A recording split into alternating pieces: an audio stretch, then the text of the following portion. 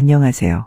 저는 결혼 후 시모 때문에 거지 같은 경험을 했다가 이제야 인간답게 살게 된 39살인 이하영이라는 여자입니다. 30대의 끝자락에서 결혼 후 벌어진 이하영님의 기막힌 사연, 인생 라디오에서 바로 들어보도록 하겠습니다. 저희 집은 제가 고등학생 때 공장에서 일하던 아버지가 가스누출 사고로 돌아가시고 평생 굳은 일 한번 해본 적 없는 어머니는 저희 남매를 홀로 키우기 위해 모든 걸 희생하면서 사셨어요.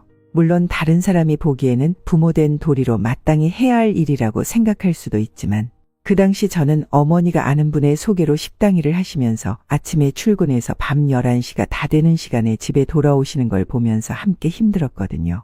어머니께서는 애써 저나 오빠에게 힘든 내색 안 하셨지만 저는 보였습니다. 어머니 얼굴에 점점 표정이 사라지는 것을요. 그런데 현실에 치이고 지칠수록 예전에 그 풍부했던 표정을 잃는 어머니가 간혹 환하게 웃으실 때가 있었어요. 제가 고등학교 2학년 때 우연히 반장이 된 적이 있었거든요. 별 생각 없이 밤늦게 퇴근한 어머니에게 제가 반장 됐다고 말하니까 얼굴에 드리워진 먹구름을 걷어내시고 환하게 웃으면서 말씀하셨어요. 정말?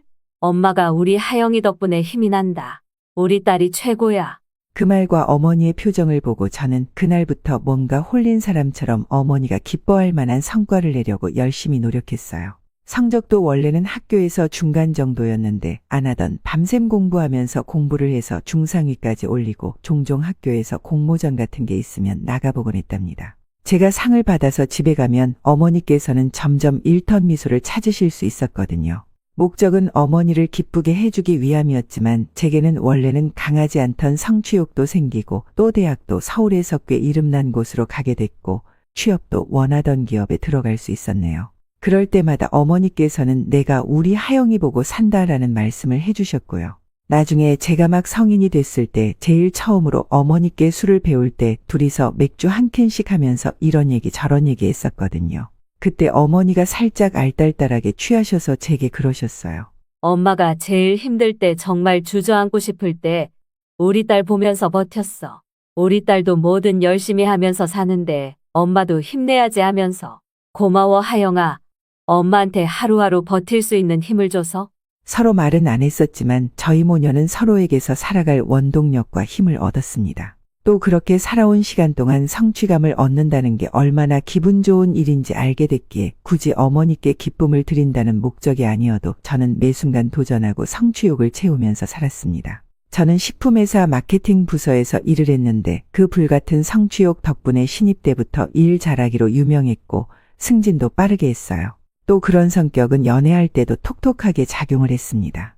친한 친구의 소개로 지금의 남편을 만났는데 남편은 저와 처음 만나던 나를 회상하면 꼭 이런 소리를 했어요. 무슨 정거장을 다 지나치는 버스 탄 기분이었어. 내릴 수가 없는 거야. 만나자마자 바로 혼자 먹고 싶은 거 정해서 나를 식당으로 끌고 가서 먹고 먹자마자 어디 카페 안 가고 바로 데리고 가서 커피 먹이고 그 자리에서 내한달 스케줄까지 알아내서 다음 만나는 날까지 정해버렸잖아. 아유, 사람은 쏙 빼놓는데 나중에 헤어지고 집에 가서 뭔가 홀린 것 같더라니까? 남편은 제 그런 목표지향적이고 저돌적인 매력이 느껴졌다고 합니다. 사람이 반대의 매력에 끌린다고 하잖아요.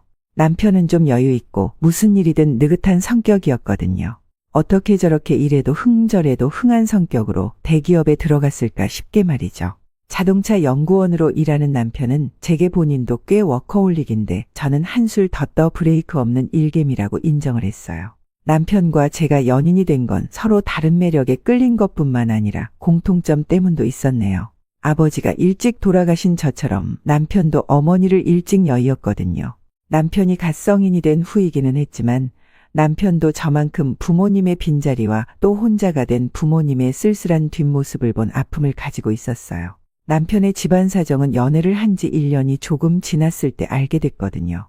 근데 연애 초 남편이 지나가는 얘기로 한 게 생각이 나서 의아하더라고요. 근데 정우 씨, 예전에 한번 얘기하다가 정우 씨는 독립했고 본가는 아버지랑 어머니랑 여동생 이렇게 셋이 산다고 하지 않았어? 아, 그분은 새어머니. 아버지랑 3년 정도 전에 재혼하셨어.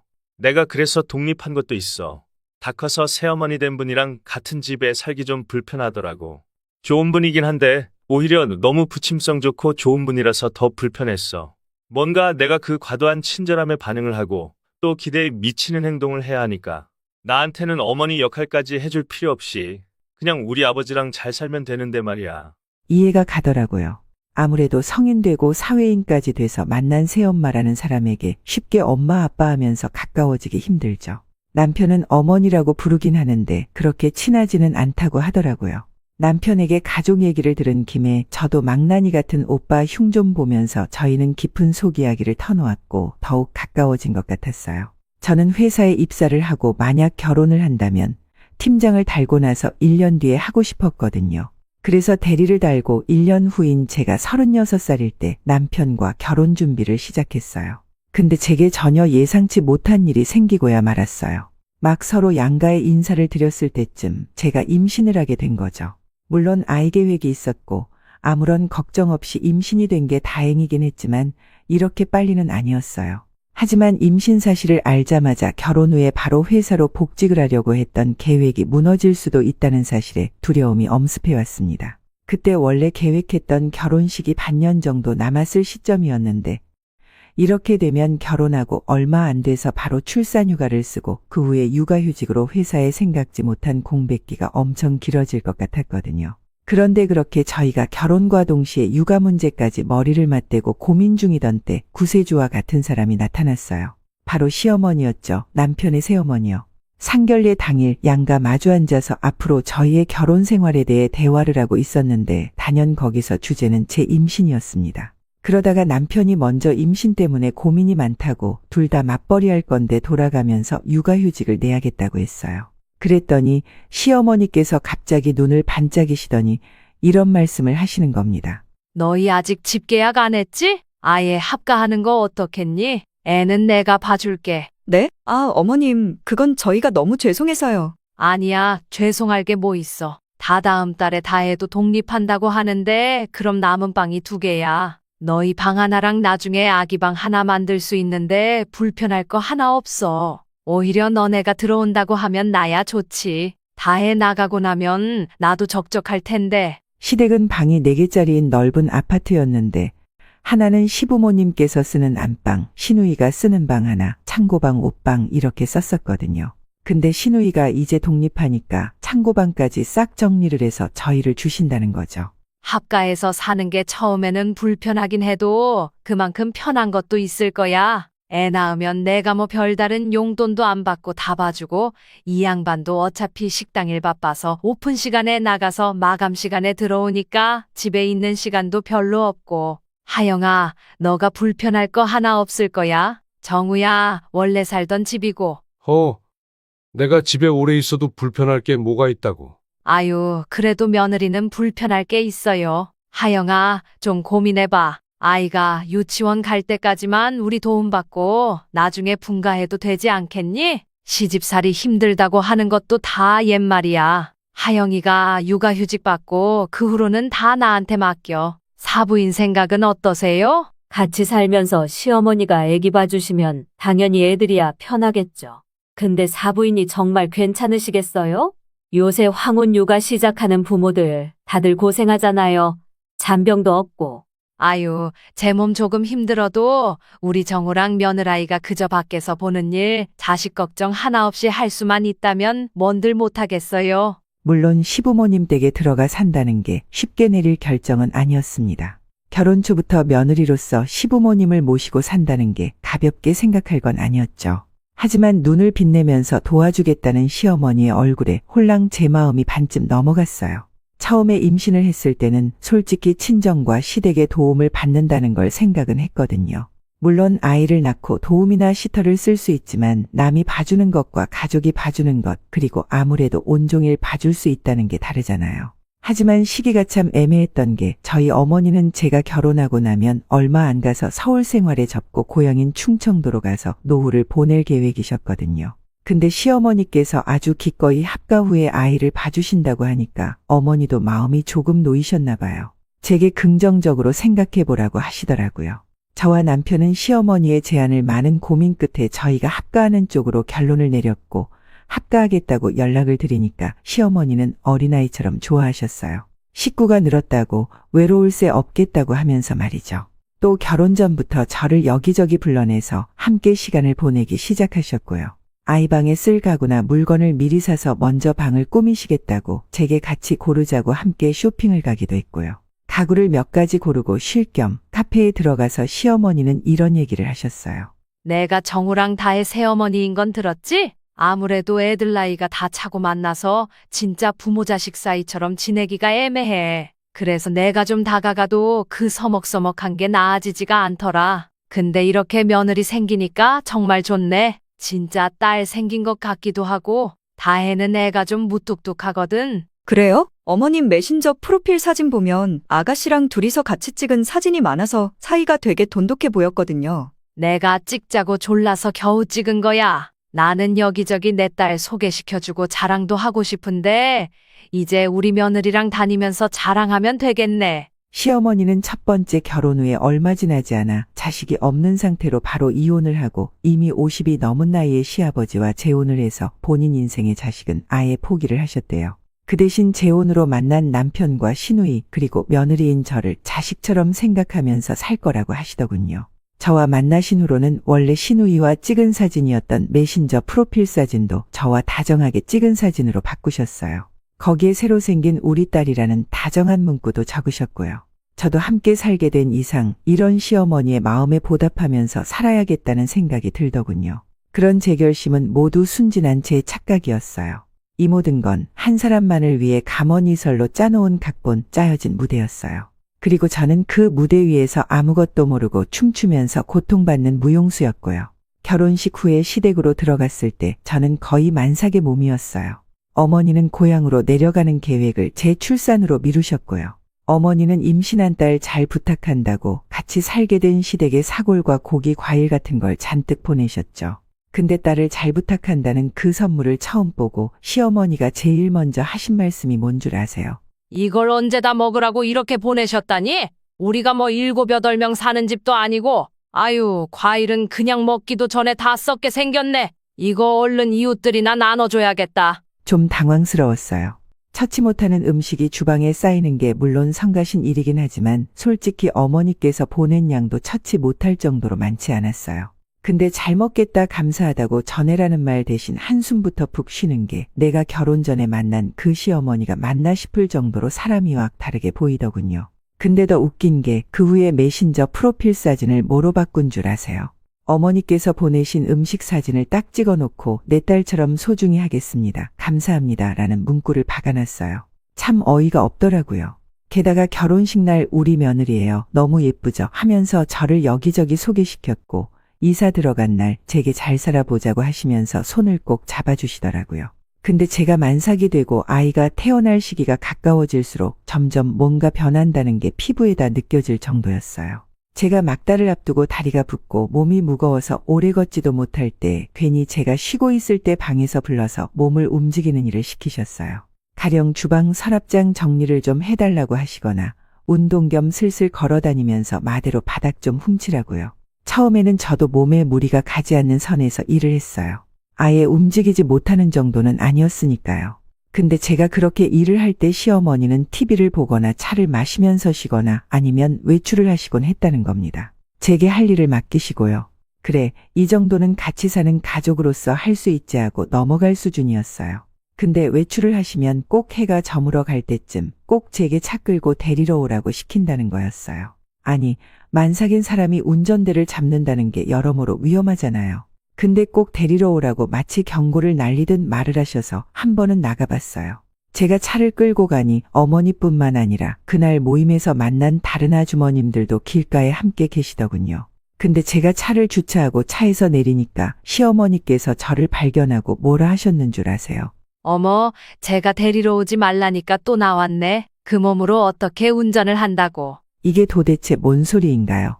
만삭인 사람 운전하게 만든 사람이 누구인데 시어머니는 어쩔 수 없다는 듯이 웃으시고 주변 아주머님들은 어머, 며느리가 시어머니 생각을 끔찍이 하네. 시어머니가 잘하니 며느리도 잘하겠지? 라고 다들 시어머니를 부러워했죠. 시어머니는 그 소리를 듣고 얘가 이래요라고 하며 더 활짝 웃어 보였죠. 그때 제가 솔직히 좀 너무 짜증이 나고 어처구니가 없어서 저도 모르게 바람 빠지는 것처럼 웃음을 뱉으면서 말했어요. 어머님이 나오라고 했으니까 나왔죠. 순간 그 만들어진 훈훈한 공기가 싹 사라지는 걸 느꼈네요. 그리고 차에 탄 시어머니는 제게 임신하고 나서 눈치가 살에 파묻힌 거냐고 거기서 왜 괜한 소리를 하냐고 처음으로 제게 화를 내셨습니다. 그리고 그게 시어머니의 본성을 처음 마주한 순간이었어요. 결혼 전과 확연하게 다른 시어머니의 행동들은 제가 아이를 낳고 나서도 달라지지 않았습니다. 제게 대신 아이를 봐준다 호언장담한 시어머니는 사라졌어요. 제 딸이 태어나고 시어머니가 저 대신 봐주신 횟수를 따져보면 손에 꼽을 정도예요. 그래도 육아휴직 때만은 시어머니께 맡기지 않고 내가 봐야지 했는데 아무리 그래도 제가 외출을 할 수밖에 없는 순간이 있잖아요. 시어머니는 그런 순간이 와도 절대 아이를 봐주려고 하지 않았고 또 봐준다고 해도 세상 생색을 내면서 제게 화까지 내셨고요. 어머니가 고향으로 내려가셨을 때 집 정리하는 걸 제가 가서 도와드리기로 했거든요. 근데 이사 일정이 평일이라서 남편이 딸을 보지 못하고 할 수 없이 시어머니께 부탁을 드려야 했어요. 그래도 하루면 정리를 다 할 거라는 생각에 시어머니께 하루만 부탁을 드리려고 했죠. 시어머니는 딱히 달가워하시진 않았지만 알겠다고 하셨어요. 근데 일정이 조금 늘어나는 바람에 하루 자고 다음날 오전에 집에 가게 됐습니다. 물론 집에는 전화를 해서 미리 말을 한 상태였고요. 어차피 남편이 집에 가면 남편이 아이를 볼 거니까요. 근데 온종일 어머니 짐 정리를 하고 진이 빠진 제가 집에 도착하자마자 시어머니께서 무서운 얼굴로 뭐라고 하셨는 줄 아시나요? 네가 애엄마니? 애엄마가 왜 봐 그래? 제정신이야? 집에서 네 애 대신 봐주는 사람 생각은 안 하니? 네? 어머님, 외박한 건 죄송한데 미리 연락도 드렸고 또 어차피 어제 저녁까지 유정이 봐주시기로 한 거고 그 후로는 애 아빠가 유정이 본 거 아닌가요? 혹시 너무 힘드셨어요? 그래, 내가 너 닮은 네 딸 때문에 힘들어 죽을 뻔했어? 애가 잠도 안 자고 밥도 안 먹고 빼고 울기만 해서 진이 다 빠진다. 너 앞으로는 같이 사는 사람들 위해서 미리만 안 하고 외박하는 일 만들지 마라. 알았니? 이 얘기를 듣고 처음 든 생각이 그럼 내가 회사에 복직하면 어떻게 아이를 봐주실 거지 한 거였어요. 먼저 아이는 내게 맡겨라 라고 하신 분이 하루도 이렇게 괴로워하시면 어쩌라는 말이냐고요. 이뿐만 아니라 제가 집에서 아이를 돌보는 것도 참 불만이 많으신 분이었어요. 새벽에 아이가 깨고 울어서 제가 아이방으로 가서 수유를 하고 있었거든요. 근데 그 새벽에 갑자기 쿵쿵쿵 발 울리는 소리가 들리더니 시어머니께서 쿵하고 아이방 문을 여셨어요. 물론 그 안에서 수유를 하던 저는 너무 놀랐고요. 어머니, 왜 그러세요? 저 수유 중인데 노크 좀. 너 크고 자시고 애가 울면 좀 바로 그치게 해라. 내가 이웃들 듣고 찾아올까봐 아주 심장이 다 떨려요. 배고파서 깼나 봐요. 먹이니까 바로 그쳤잖아요. 애 우는 소리가 진짜 보통 시끄럽고 듣기 괴로운 게 아니네. 걔는 왜 그렇게 운다니? 지금은 어머님 목소리가 더 큰 것 같네요. 어머니 목소리 듣고 남편이랑 아버님 다 깨겠어요. 아니, 애는 우는 게 일인 거 아닌가요? 애 우는 소리가 사람을 미치게 한다지만 고작 2분 정도 칭얼거리는 소리를 소음이라고 못 참고 수유하는 방을 벌컥 열어서 훈계하는 게 말이 되냐고요. 저는 왜 이렇게 아기와 함께 사는 걸 힘들고 괴로워하는 시어머니가 먼저 아이를 봐준다고 합가 제안을 했는지 도무지 이해가 안 갔어요. 아무리 제 육아휴직 동안은 시어머니께서 나설 필요 없이 제가 아이를 돌본다고 하지만 이건 아예 아이와 함께 사는 것 자체를 견디기 힘들어하는 수준이잖아요. 더 기가 막힌 건 날마다 바뀌는 시어머니의 메신저 프로필 사진이었어요. 제 딸 기저귀를 찍어놓고 오늘도 황혼 육아 중 대한민국 할머니들 파이팅이라는 문구를 적어놓질 않나. 잠자는 제 딸 사진을 걸어놓고 새벽마다 우는 우리 손녀딸 그래도 예쁘기만 하네라는 문구를 박아놨습니다. 하루는 시어머니께서 나가지 않고 아예 모임에서 만나는 분들을 집으로 부르셨더라고요. 밖에서는 황혼 육아에 지친 시어머니라고 알고 있는 모임 사람들은 저를 보자마자 이런 말을 하기 시작했죠. 어머, 이 집 며느리네. 시어머니랑 사니까 좋지? 이런 시어머니 없어. 손녀 봐주지. 집안일도 며느리 생각해서 도맡아서 하지. 진짜 이 집 며느리는 복 받았다니까. 요새 누가 자처해서 자식 부부를 끼고 살면서 애도 봐줘. 그래, 시어머니만 부려먹지 말고 집안일 좀 해. 정우 엄마 얼굴이 팍 상했다니까. 우라통이 터질 뻔했습니다. 그분들은 이미 제 시어머니가 황혼 육아로 매일 힘들지만 손녀와 며느리를 끔찍하게 생각하는 천사 같은 시어머니라는 세뇌에 걸린 사람들 같았어요. 그럴 수밖에요. 매일 메신저 프로필 사진을 바꾸듯이 있지도 않은 얘기를 여기저기 떠벌리면서 관심을 받을 테니까요. 그래서 거기서 제가 그건 사실이 아니라고 해도 저만 이상한 사람 되는 거겠죠. 저는 쏟아지는 칭찬에 아닌 척 해벌쭉 웃고 있는 시어머니를 보면서 울분을 삼켰네요. 그리고 저 또한 미소를 지으면서 말했죠. 그럼요. 저희 시어머니 고생 안 시키죠. 어머님, 저 조금 이따 장 보러 잠시 나갔다 올 건데 뭐 시키실 일 없으세요? 아, 귀마개 사올까요? 급작스러운 귀마개 타령에 시어머니도 옆에 앉은 아주머니들의 표정도 의아해졌습니다. 저는 개의치 않고 태평한 표정으로 이어 말했어요. 아, 저희 어머니가 애우는 소리에 요즘 통 잠을 못 주무셔서요. 그래서 요즘 얼굴이 수척하신 걸 거예요. 하루에 못해도 9시간은 주무셔야 하는데, 아유. 그리고 어머님 화장실 청소는 다 했고요. 안방 청소는 유정이 기저귀 갈아주고 할게요. 제가 아까 어머님 낮잠 주무실 때 갈긴 했는데 혹시 몰라서요. 그렇게 말하고 바로 아기 방으로 갔어요. 가는 도중 뒤에서 한 아주머님이 어머, 며느리가 저희를 혼자 해다는 말이 들렸고 시어머니가 어버버 하면서 오늘은 내가 몸이 좀 안 좋아서 그런다라고 둘러대는 소리가 들리더군요. 참나, 이 정도면 주변에 보여주려고 저희 부부와 딸을 시댁으로 들이신 거죠. 시어머니는 나가는 모임이 참 많은 분이었는데 외출이 엄청 잦으셨어요. 그때마다 제게 미션 주듯이 시어머니가 집에 돌아오기 전까지 제가 해야 하는 집안일을 읊어주셨네요. 그리고 만약 그게 잘 안 되어 있으면 불호령이 떨어졌죠. 한 번은 남편이 퇴근한 후 저와 먹은 설거지거리들이 싱크대에 있었거든요. 그걸 보고 외출해서 돌아온 시어머니가 이게 왜 아직도 설거지거리가 남아있냐고 불호령이 떨어진 거예요. 너 애 낳고 게을러진 거 아니? 어떻게 이런 저녁까지 싱크대가 안 비워질 수가 있어? 저희 저녁 먹은 지 얼마 안 됐어요. 그리고 설거지는 애엄마가 아니라 제가 하려고 했고요.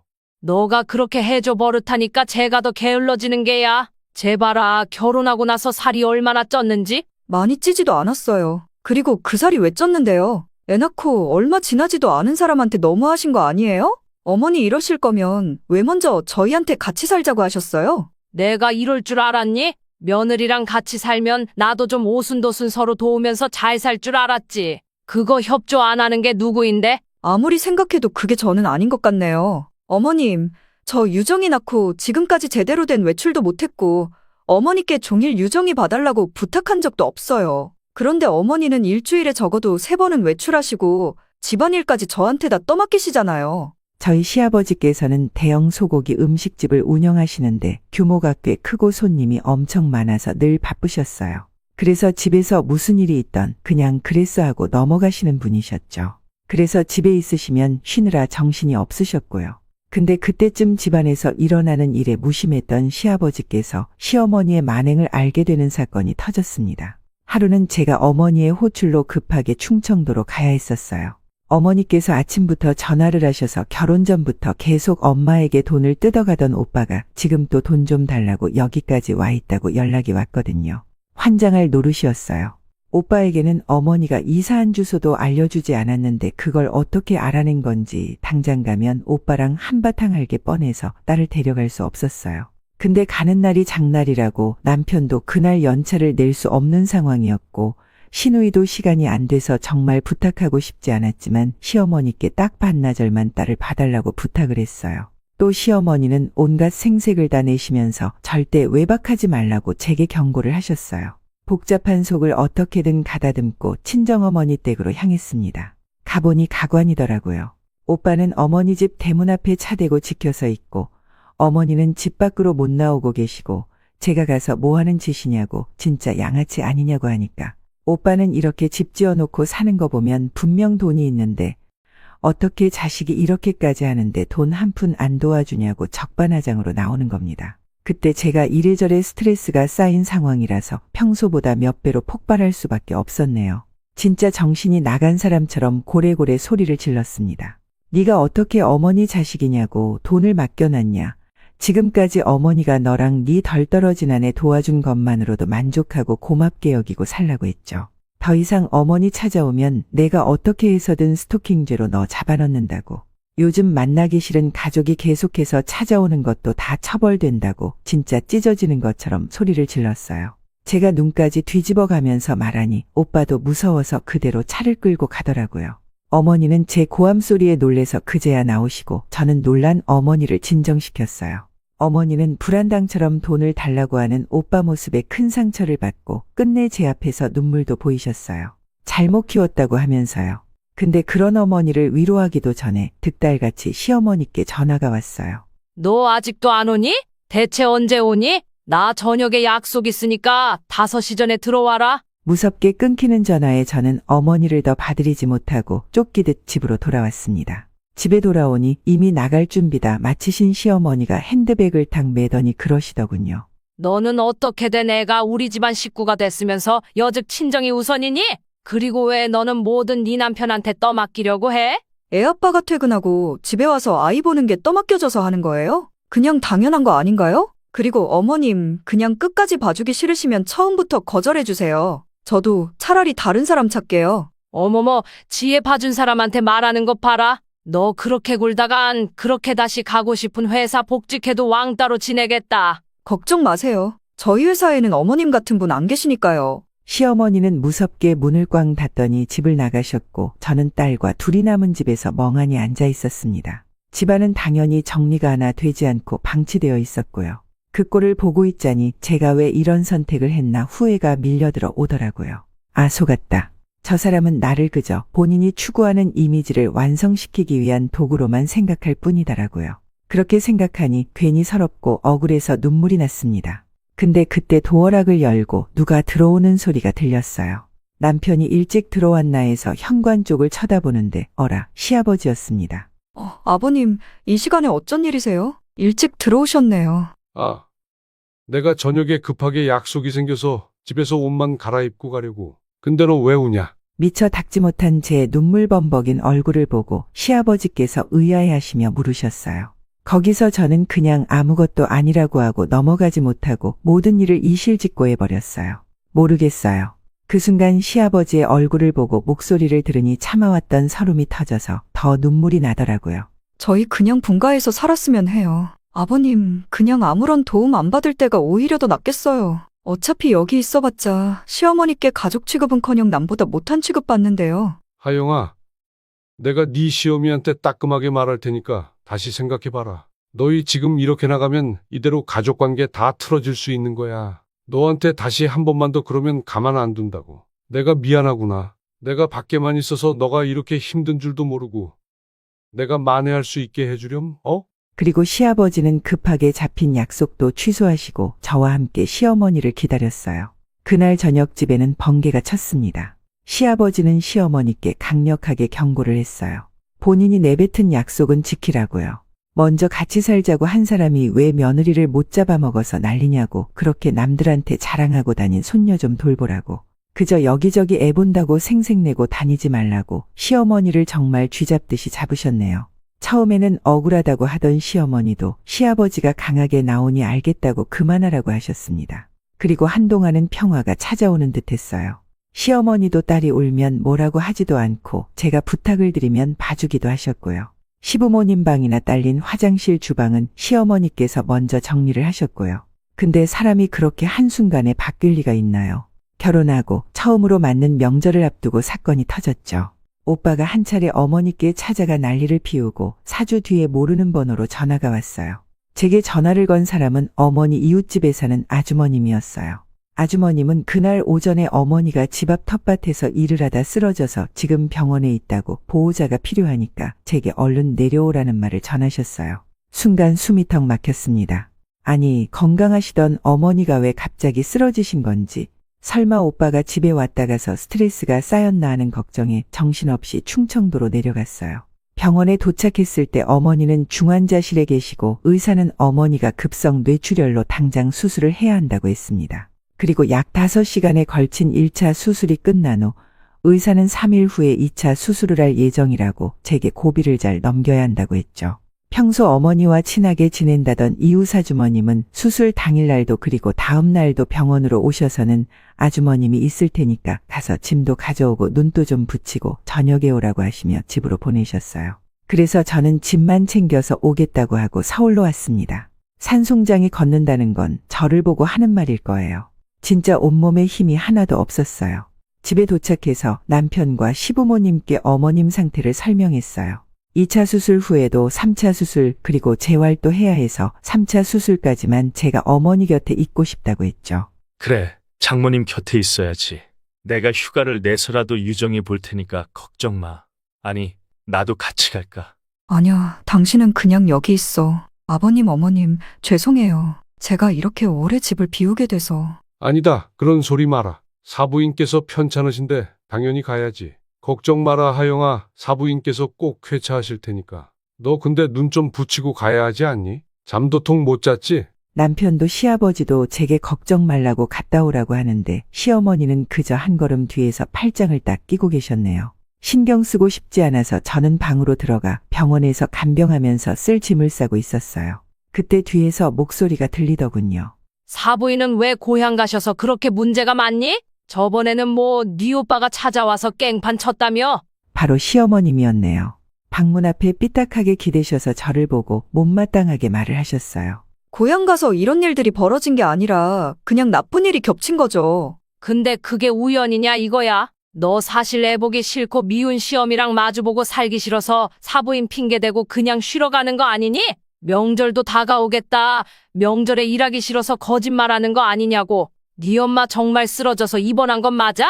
어머님, 그게 할 소리예요? 저희 어머니가 뇌출혈로 쓰러진 게 제가 쉬고 싶어서 거짓말하는 거라고요? 아, 그럼 증거를 대봐. 너도 생각을 해봐라. 너 없으면 유정이는 누가 보고 집안일은 또 나 혼자 해야 할 거 아니야. 너 우리 집 식구로 쭉 살고 싶으면 지금 바른 대로 말해. 꾀부리다가 이혼당하고 싶니? 지금 이혼당하고 싶은 건 당신 아니야? 어머니께서 아픈 게 거짓말이 아니냐고 추궁하던 시어머니의 목소리를 뚫고 천둥 같은 목소리가 집안에 울렸어요. 저희 어머니의 실랑이 소리에 방 앞으로 온 시아버지께서 시어머니의 말을 듣고 화가 나서 시어머니에게 삿대질을 하면서 고래고래 호통을 치기 시작하셨죠. 지금 제정신이야? 어떻게 생겨먹은 정신머리로 그딴 생각을 해? 뭐 눈에는 뭐만 보인다고. 하영이가 당신처럼 하기 싫다고 그딴 거짓말이나 하는 줄 알아? 아니, 나는 그냥 너무 자주 친정에 간다고 하니까 혹시 몰라서. 그 입 못 다물어? 온 세상 사람이 지가 원할 때마다 거짓으로 꾸며서 남들을 속이지 않아. 밥 먹듯이 거짓말하지 않는다고. 그리고 어차피 집에 붙어있지도 않고 지가 먼저 봐준다는 손녀딸도 안 봐주면서 유세 좀 그만 부려. 당신이 안 봐도 내가 보고 정우가 봐. 제발 정신 좀 차려. 내가 재혼한 거 평생 후회하기 전에. 그 고약한 정신머리 고칠 생각 없으면 하영이가 아니라 당신이 이혼당해서 이 집에서 쫓겨날 줄 알아. 알아들어? 하영아, 너는 짐 챙겼으면 빨리 가라. 이 여편네 하는 말 귀담아 듣지 말고. 제 앞에서는 그저 거만하던 시어머니가 시아버지의 불같은 호통에 꼬았던 팔짱도 풀고 두 손을 공손히 모으고 마치 벌받는 아이처럼 땅만 보는 모습을 보고 집에서 나왔습니다. 그때는 빨리 어머니 곁으로 가고 싶어서 그 꼴을 더 보고 싶다는 생각도 못했어요. 나중에 남편에게 들으니까 제가 집을 나간 후로도 한동안 시아버지께 아주 호되게 혼났다고 하더라고요. 나중에는 아예 두 손 두 발 싹싹 빌면서 매일같이 사진을 바꾸던 메신저 어플도 휴대폰에서 지우셨대요. 남들한테 하지도 않는 짓으로 유세 좀 그만 부리라고 시아버지께서 당장 지우라고 하셨나 봅니다. 다행히 그 후 저희 친정어머니는 2차 수술도 3차 수술도 잘 받고 회복을 하셨어요. 그런데 어머니께서 한 달 동안 병원에서 치료를 받으실 때 시댁에서도 엄청난 일이 벌어졌습니다. 제가 집을 비운 사이 시아버지는 심사숙고해서 결정을 내리셨답니다. 시어머니와 이혼을 하시겠다고요. 아무리 생각을 해도 시어머니 같은 사람과 계속 사는 건 아닌 것 같다고 생각을 하셨나 봐요. 저는 거의 어머니와 함께 병원에 있느라 몰랐지만 그 후에도 쭉 시아버지와 시어머니 사이에 마찰이 있었다고 남편이 말해줬어요. 시어머니는 변하겠다고 일도 미루지 않겠다라고 했는데 전혀 변하질 않았던 거죠. 원래 살림에는 영 소질이 없는 사람인 줄 알긴 했는데 성격까지 내 이럴 줄은 몰랐다. 그래도 정우나 다혜는 내 자식이라고 눈치 좀 봤나 본데 며느리 들어오자마자 이렇게 본성을 드러낼 줄 누가 알았겠냐. 말을 해도 달라지지도 않고 이래서 사람을 고쳐 쓰는 게 아니라 골라 쓰는 거라고 하나 보다. 시아버지께서는 울고불고 매달리던 시어머니와 무사히 이혼을 하셨고 그 후 저희 어머니는 고향집을 정리하셨어요. 아무래도 가까운 곳에 가족 없이 재활치료를 받는다는 게 위험할 것 같아서 저와 남편은 어머니께 다시 서울로 오시기를 권했어요. 그리고 시아버지께서 도와주셨고요. 시댁에서 멀지 않은 곳에 작은 아파트를 전세로 마련해 주셨답니다. 제가 그럴 필요 없다고 괜찮다고 해도 시아버지께서는 지금까지 시애비로서 집안에서 어떤 일이 일어나는지 몰랐던 대가라고 하셨어요. 또 제게 이제 애 봐준다고 큰 소리친 시어미는 없지만 걱정 말고 휴직 끝나면 복직하라고 하셨습니다. 도우미가 필요하다면 비용을 기꺼이 도와주신다고 하시면서요. 지금 저는 회사에 복귀를 한 상태예요. 어머니 재활치료를 돕기 위해 휴직을 한 달 더 연장했었고 어머니는 이제 지팡이를 짚고 짧지만 어느 정도 혼자 걸을 수 있게 되셨어요.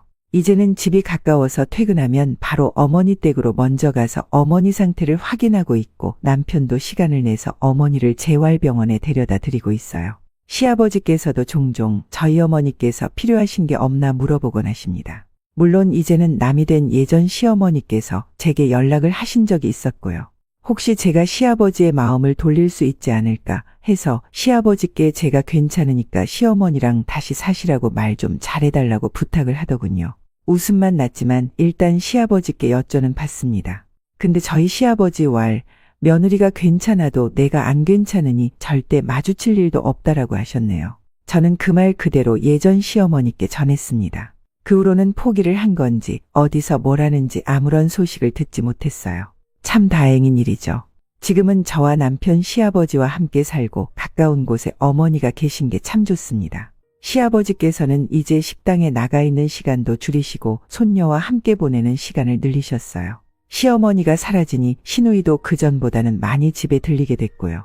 알고 보니 시누이가 급하게 독립을 하게 된 것도 새엄마와 함께 있는 게 불편해서였다고 하더라고요. 시아버지께서 알고 상심할까봐 말을 안 했대요. 한 사람이 사라지니 가족이 제자리를 다 찾아간 것 같습니다. 그리고 이 평화와 행복이 오래갔으면 하네요. 오늘의 인생라디오 사연글에 여러분의 소중한 댓글 참여 기다리면서 구독, 좋아요, 알람 설정해 주시면 매일 새로운 사연으로 만나실 수 있습니다. 늘 건강하시고 행복하세요. 감사합니다.